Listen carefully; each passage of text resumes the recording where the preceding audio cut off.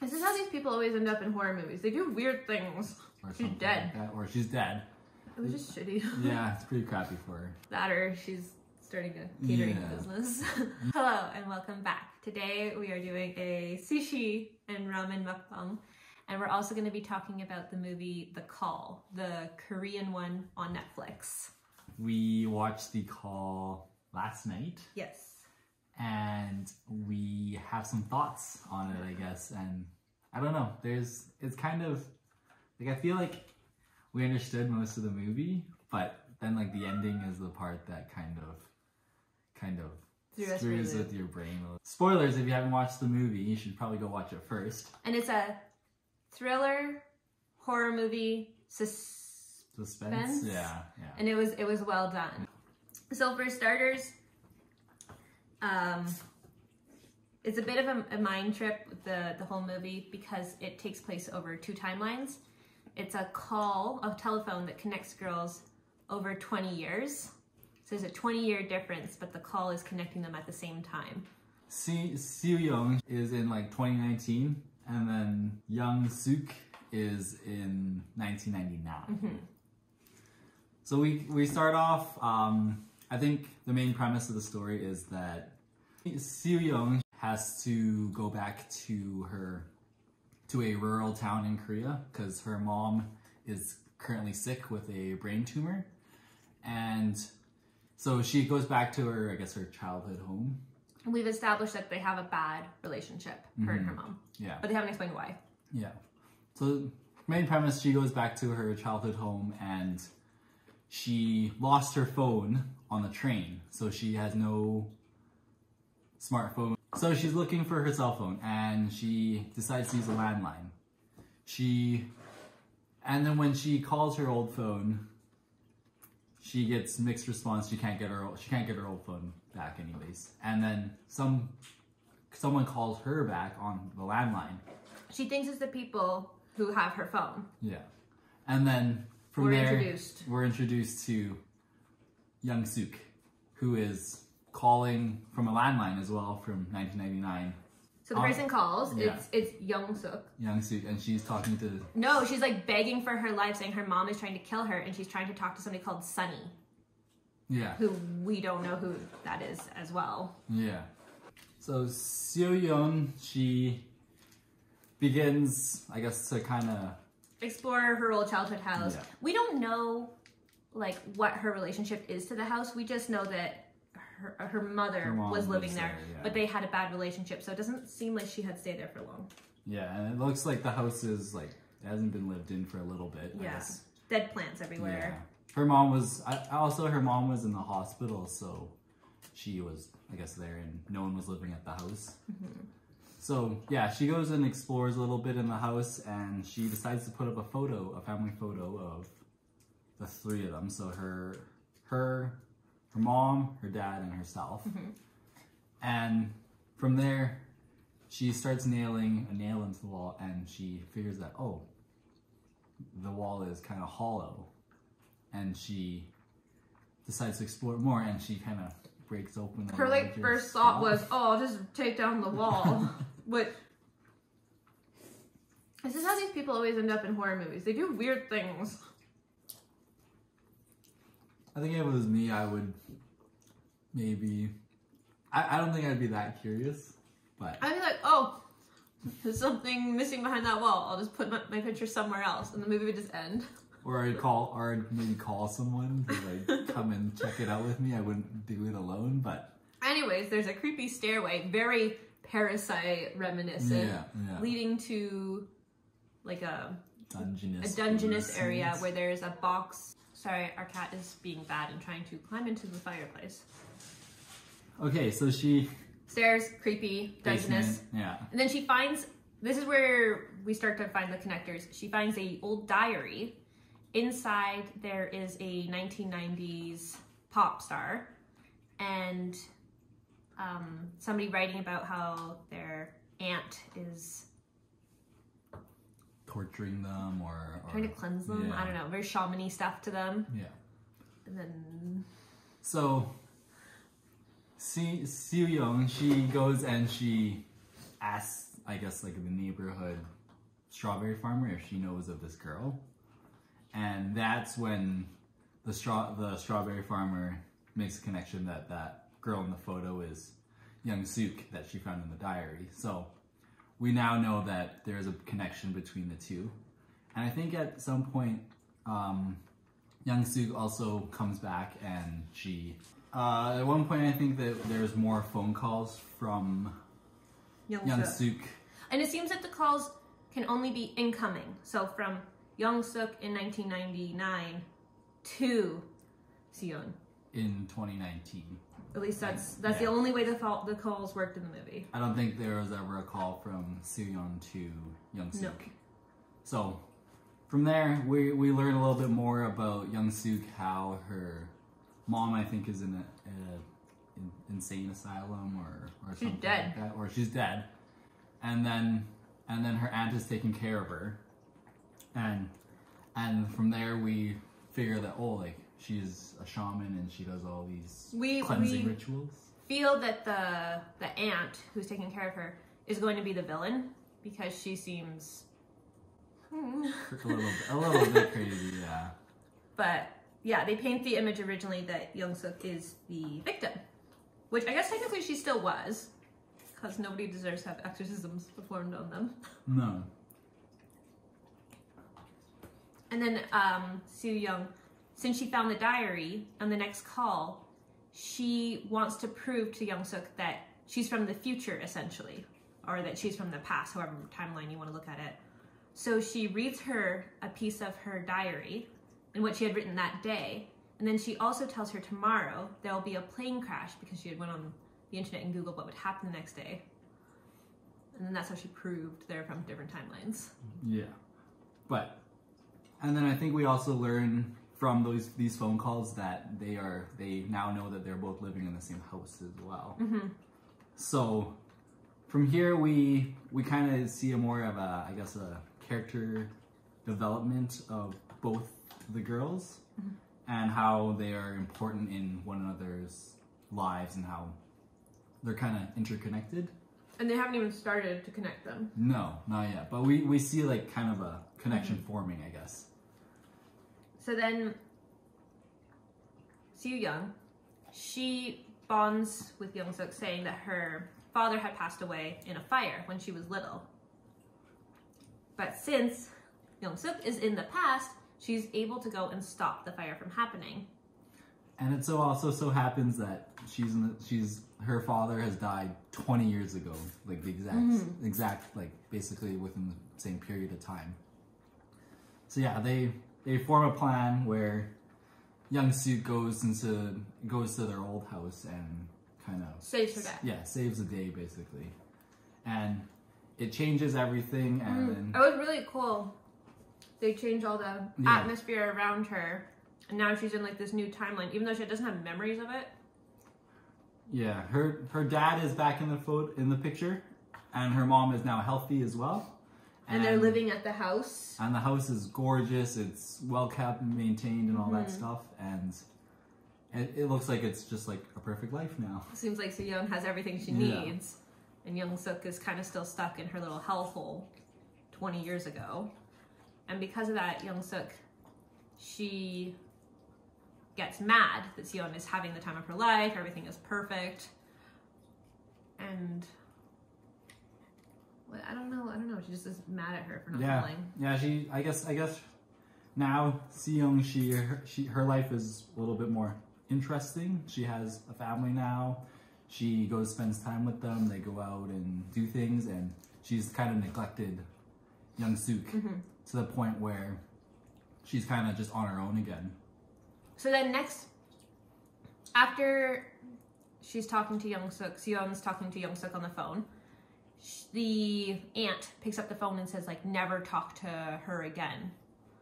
And then that drives Seon to be curious about whatever happened to Young Suk. Yeah. So she looks her up and finds out she's gonna get murdered, like literally the next day, by her aunt in an exorcism. So she warns her, as a decent friend human being would do.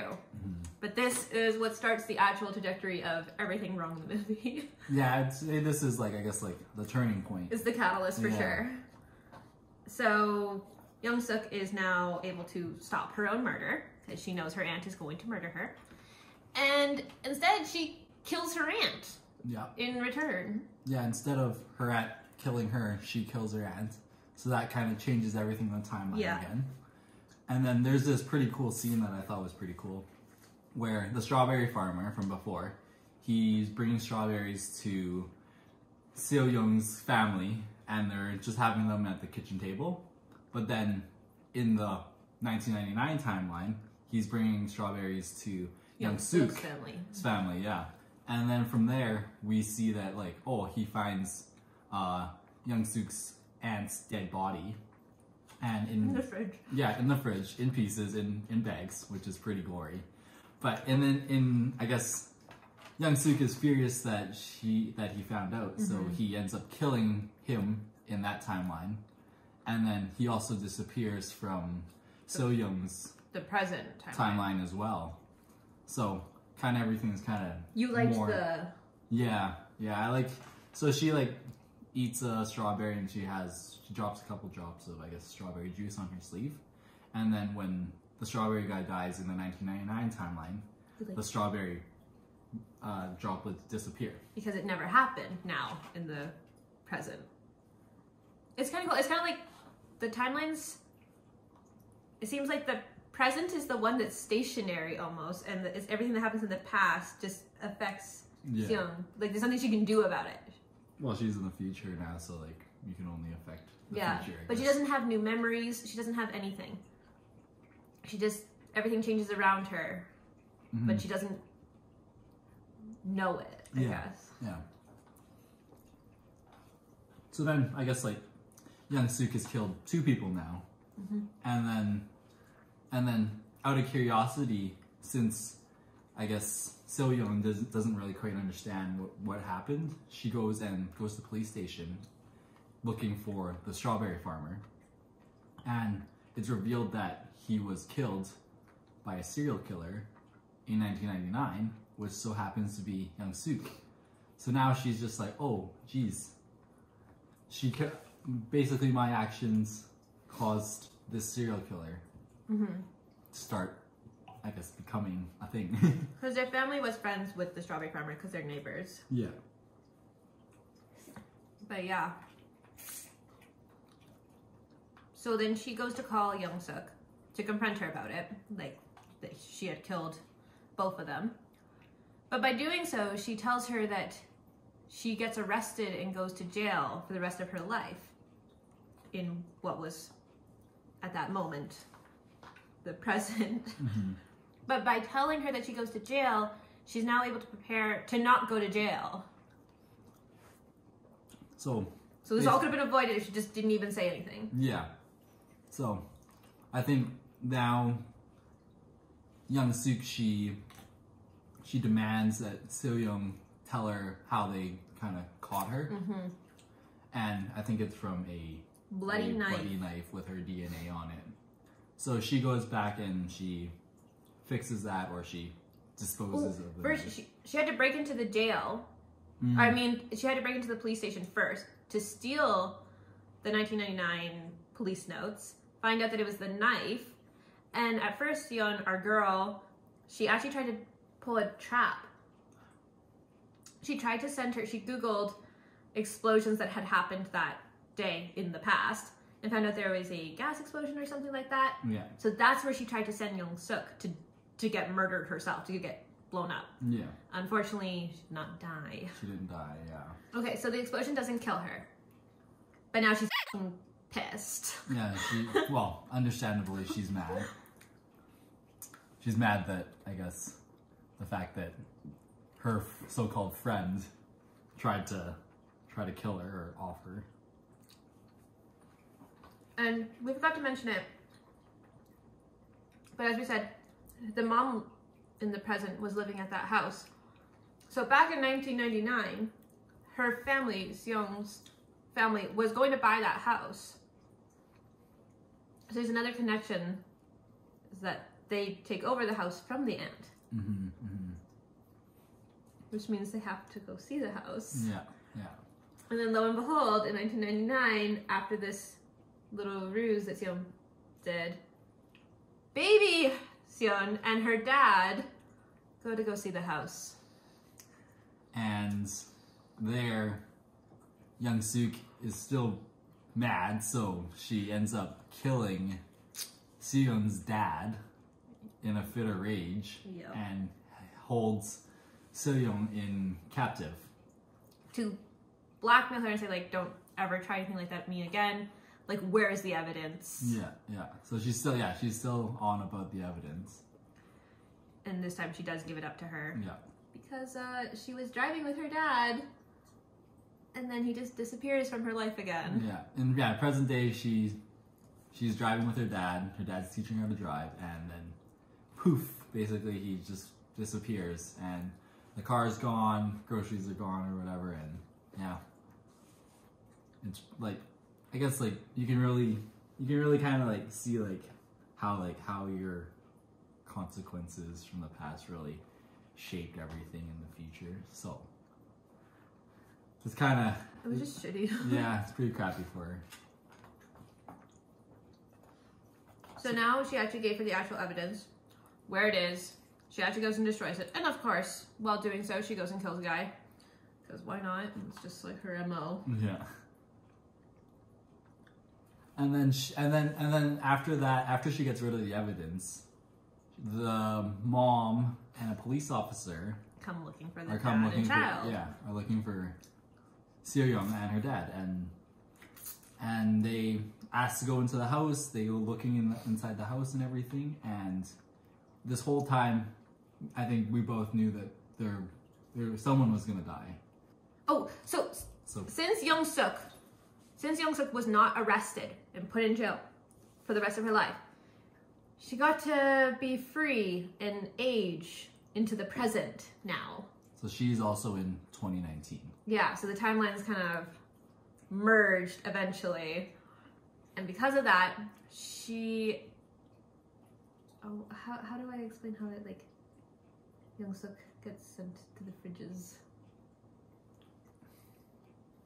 So because of that, the timeline changes again.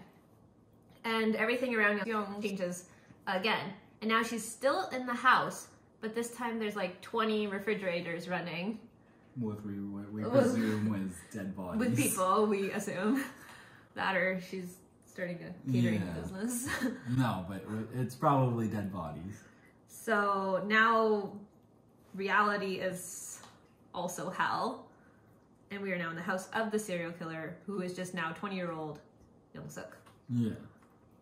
But in the past, which is still happening, Seon's mother and the police officer have just arrived at the house to come looking for the dad, Seo-young and her dad. Mm-hmm. So Young Suk allows them to come in and search everything and take a look at everything and look around. And before they leave, Seo-young's mom wants to call Seo-young's dad, her husband, see if maybe they can locate where they are. So she uses the landline, because I guess it's back in the day they only had like pagers or whatever. So she uses the landline to call. And when she's calling, she's actually talking to the 2019 version of Seo-young, who is telling her mom that Young Suk is a killer, a murderer, and she has to get out or fight for her life or whatever. And this is the part where Young Suk kills the police officer. Yep. And then basically Seo-young's mom is running for her life. She runs into the house, not out of the house. Yeah, she goes upstairs, yeah. Which is a little bit weird. But she has the phone still. Yeah. And in our current 2019 timeline, Seon is, she's just been hit over the head by Young Suk when trying to talk to her mom. Yeah. So now they're both in dire positions. Yeah. Oh, and all the while in 1999, I think little Seo Young is just in the dungeness basement, locked up right now. But so since she still has the phone, they both end up locking themselves in the same room, Seon and Seon's mom, just in different timelines. Yeah. And she's able to help her mom navigate through like how to get out of the situation. But unfortunately, the mom gets distracted by her motherly instincts when she sees Soo-young on the ground, and she goes to take care of her. Yeah. And then she turns into like this motherfucking badass and like pretty much holds a knife in her hand as Young-suk tries to stab her to death and fights her off. But then they disappear in the shadows, and the only person that comes back out of the room is Young-suk. So we assume Seon's mom is dead. Yeah. And we're about to watch Seon in the current also get stabbed to death. But then, ooh, twist.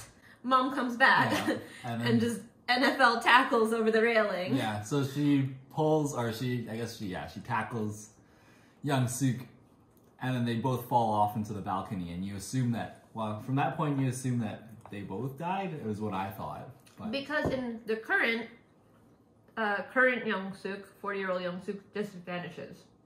She's no longer in the timeline. She's no longer a serial killer and all that. It's just Seon alone in the decrepit building. In fact, it looks more decrepit than it's ever looked. Probably because the mom wasn't there, I'm guessing.